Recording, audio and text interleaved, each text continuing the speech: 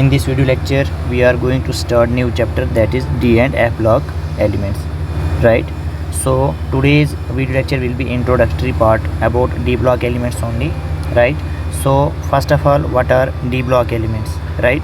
Elements of the periodic table in which last electron is filled in d orbital, okay, they are called D block elements. Okay, D block elements of the periodic table, they contain the elements of the group 3 to 12, 3 से लेकर 12 तक जो है यहाँ पे group आते हैं. जो F ब्लॉक होता है हमारे पास, इसमें एलिमेंट्स होते हैं, राइट? इसमें एलिमेंट्स होते हैं जहाँ पे 4F सबशेल और 5F सबशेल क्या होते हैं, प्रोग्रेसिवली फील्ड होते हैं. Okay, they are placed in a separate panel at the bottom of the periodic table. Okay, the name transition metals and inner transition metals are often used to refer to the elements of the D and F block elements. D block elements को हम transition metals कहते हैं, okay, accept group 12, और F block elements को हम inner transition metals कहते हैं. Okay, there are mainly 4 series of the transition metals. 4 series हैं जिनको हम क्या कहते हैं, 3D सीरीज़ जिसमें स्कैंडियम से लेकर जिंक तक एलिमेंट हैं, फिर 4D सीरीज़ जहाँ पे यूट्रियम से लेकर कैडमियम तक हैं, फिर 5D सीरीज़ जहाँ पे लैंथनम, राइट, और हफनियम से लेके मरकरी तक. ओके, और 6D सीरीज़ जहाँ पे एक्टिनियम और एलिमेंट जो है रदरफोर्डियम से कॉपर निकम तक होते हैं. तो जो 2 सीरीज़ हैं इनर ट्रांजिशन मेटल्स की, ठीक है, जैसे सीरियम से ल्यूटीनियम तक और थोरियम से लॉरेंशियम तक, इनको हम, जैसे ये जो पहली सीरीज़ है जिसमें 4F इलेक्ट्रॉन प्रोग्रेसिव फील्ड होता है, इनको हम लैंथेनाइड्स कहते हैं.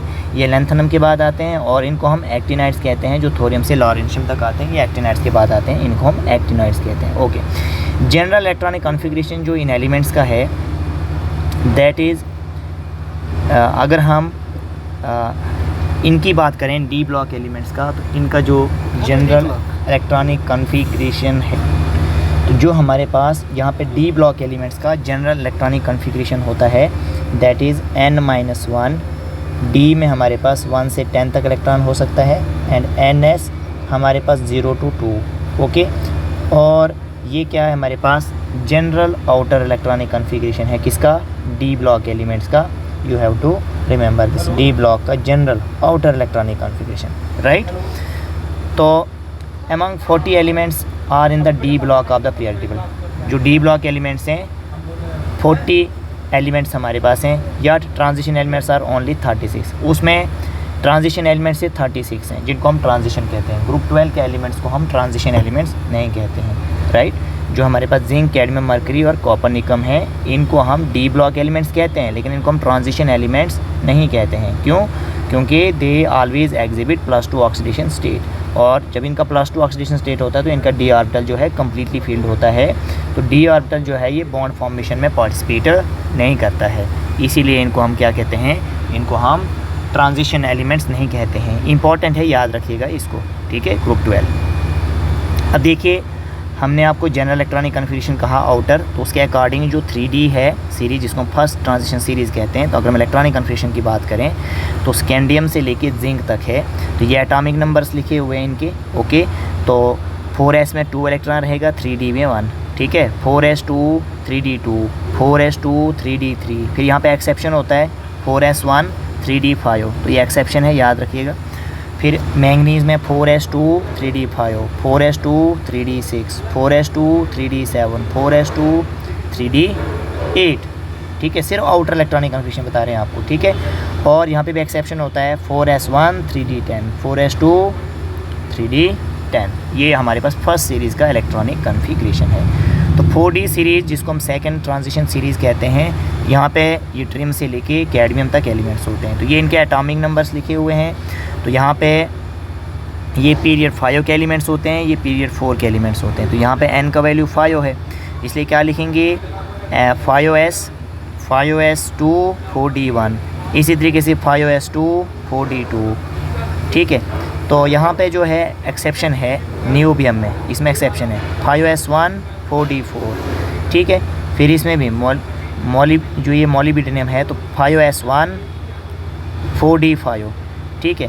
फिर इसमें 5s2 4d6, फिर इसमें फिर एक्सेप्शन है 5s1 4d7, राइट. इसमें फिर एक्सेप्शन है 5s1 4d8, ठीक है. देखो पैलेडियम में 5s0 और 4d10, इसके एस में 0 होता है, इसलिए जनरल इलेक्ट्रॉनिक कन्फिग्रेशन हमने आपको NS022 बताया।